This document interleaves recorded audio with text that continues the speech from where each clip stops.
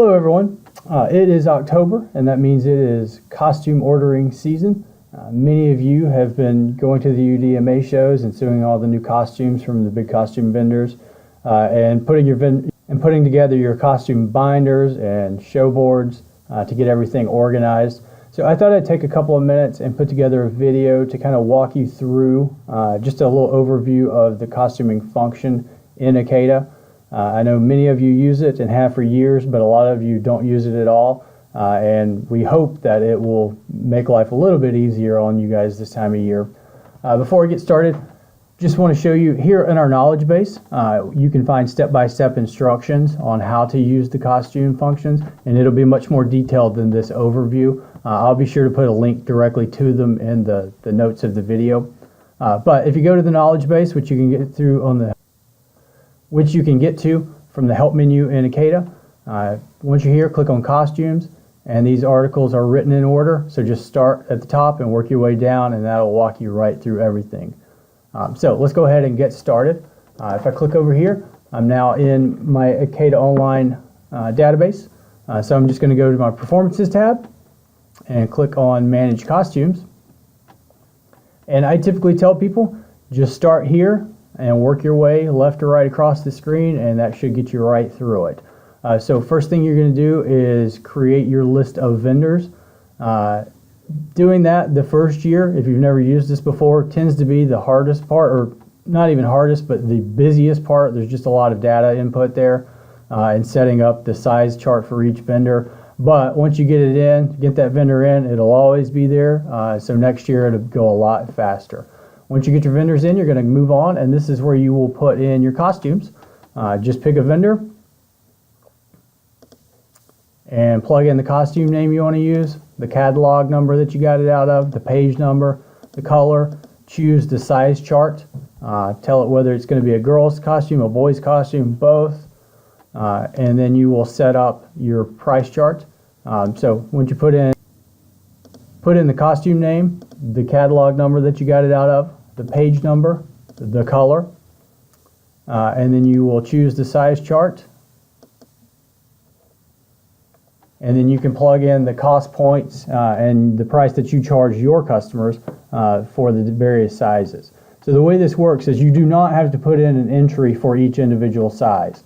You put in the largest size at each price point. So if I'm going to go up to an 8A and they're going to be 50, and I'm going to charge my customer 75, everything below 8A is going to be this price. Then my next size up, I'm going to say 14, and we'll say 60 and 85.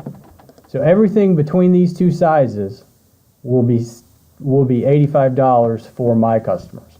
So you hit save and then move on. Then what you want to do is enter in the kids' measurements. So just hit view, and you'll see each child in the class, and then you'll just hit edit next to each one and plug in all their measurements and hit save. Now, to be honest, you can do the measurements at any point in the process. It doesn't particularly matter when you enter these in. Many studios, this is honestly the first thing they do.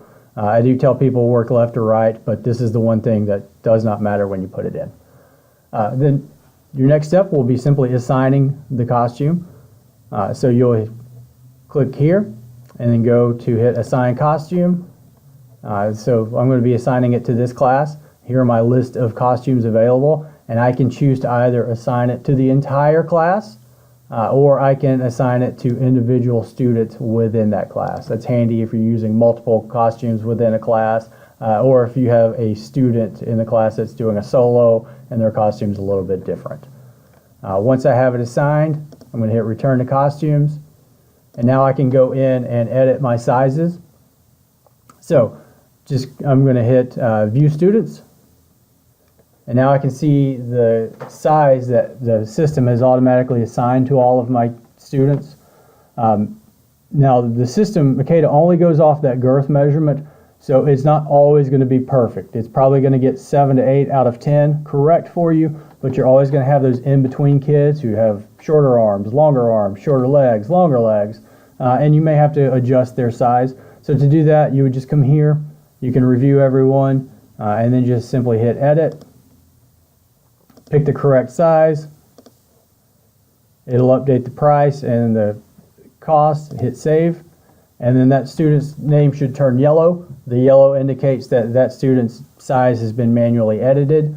If you do have a student who drops out of the recital and you're not going to order a costume, you'll hit clear next to their name, and that will turn that student's name red. It is important. Dropping them out of the recital from the class screen or the student screen does not automatically remove the costume from them. So the only way to do that is from right here.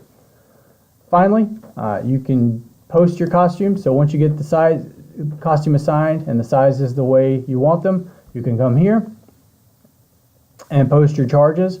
And you can do that by the costume, you can do that by vendor, or you can do it by class. And then the last thing you need are all of your reports. There should be a report here for everything you need to manage ordering your costumes, getting the kids' measurements put in, and everything in between. Labels to pass them out, everything you should need. So that's pretty much it. Hopefully this can make life a little bit easier for everyone. As I said, I will put the instructions in the notes for the video so that you can follow those and get more detailed instructions. And obviously if you have any questions, please give us a call. Or you can just chat with us using the little purple dot here. Have a great day.